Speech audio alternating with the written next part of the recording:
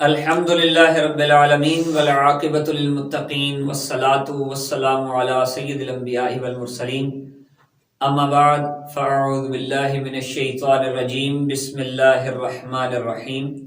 معزز ناظرین السلام علیکم ورحمۃ اللہ وبرکاتہ۔ قاعدے کے نئے سبق کے ساتھ آپ کی خدمت میں حاضر ہوں۔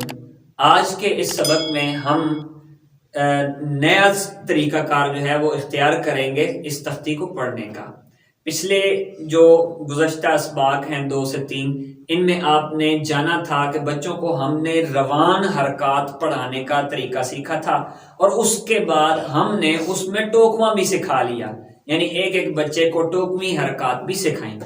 اب ٹوکوی حرکات سکھانے کے بعد اب جب یہ تختی آئی ہے تو اس تختی پر آپ نے کس طریقے سے بچوں کو پڑھانا ہے، پڑھانے کا طریقہ کار جان لیجئے۔ دیکھیں، یہ لفظ لکھا ہوا ہے خالقہ، لفظ کیا لکھا ہوا ہے؟ خالقہ۔ آپ نے بچوں کو تیزی سے ان سے کہنا ہے کہ خا زبر خا، لام زبر لا، قاف زبر قا، خالقہ۔ بچوں کو یہ یاد نہیں ہوگا، وہ بار بار جوڑ نکال کر بھول جائیں گے۔ آسان طریقہ یہ ہے، بچوں کو آپ پیچھے روان میں تیار کرا چکے ہیں۔ اب طریقہ کار کیا ہے؟ حرف کے اوپر انگلی رکھ لیں، ایسے انگوٹھا رکھیں۔ اب اس انگوٹھے کے پیچھے خا کو خالی چھوڑ دیں، جس طرح آپ کو نظر آ رہا ہے، خا، اس کے بعد لا، اس کے بعد کیا ہے؟ قا۔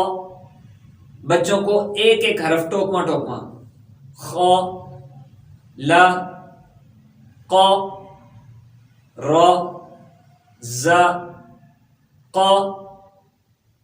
اس طریقے سے آپ بچوں کو سکھائیں گے۔ اسی طرح آ، با، دن، تنوین میں بھی اسی طرح، پھر دوسری مرتبہ تنوین اخفا کے ساتھ پڑھوائیں، آ، با، داں، یعنی ہر حرف کے اوپر، ایک ایک حرف کے اوپر آپ انگوٹھا رکھ لیں، جو حرف پڑھانا ہے اس کو باہر ظاہر کر دیں۔ اس حرف کو ظاہر کرنے کے بعد وہ بچہ وہ حرف بولے گا، اور پیچھے اس کی روانی کی وجہ سے روان اس کو پڑھایا گیا ہے اور ٹوکواں سنا گیا ہے۔ ٹوکواں تیزی تیزی سے سننا، جس طرح میں نے آپ کو بتایا، ادھر انگلی رکھی، یہ کیا ہے، یہ کیا ہے، یہ کیا ہے، یہ کیا ہے، یہ کیا ہے، فوراً بچہ فٹافٹ جواب دے، بچہ سوچے نہیں۔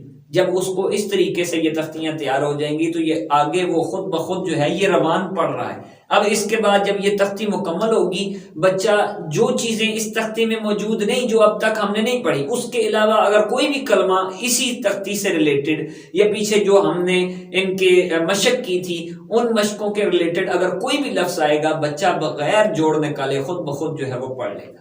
تو اس لیے آپ کوشش کریں اپنے بچوں کو اس طریقے سے پڑھانے کی۔ یہ بڑا آسان طریقہ ہے، میں نے اس پر جو ہے پریکٹیکل بھی کیا ہے۔ پہلے میں بھی اسی طرح پڑھایا کرتا تھا جس طرح دیگر حضرات پڑھاتے ہیں، لیکن میں نے خود، یہ میرا تجربہ ہے، میں یہ نہیں کہتا کہ وہ طریقہ کار غلط ہے، وہ بھی صحیح ہے، بزرگ ہمارے اسی طرح پڑھاتے ہیں، لیکن میں نے اپنا تجربہ پیش کیا ہے کہ میرا یہ تجربہ ہے کہ میں اس طریقے سے پڑھاتا ہوں اور مجھے اس سے کافی فائدہ حاصل ہوا ہے۔ تو آپ بھی اسی طریقے سے بچوں کو اگر پڑھائیں تو امید ہے مجھے، اللہ پاک کی بارگاہ میں مجھے پورا یقین ہے کہ آپ کو بھی جو ہے اسی طرح فائدہ ہوگا، اور بچے جلدی جو ہے وہ سیکھیں گے، اور جلد از جلد جو ہے ان کی رفتار تیز ہوگی قرآن پاک پڑھنے میں۔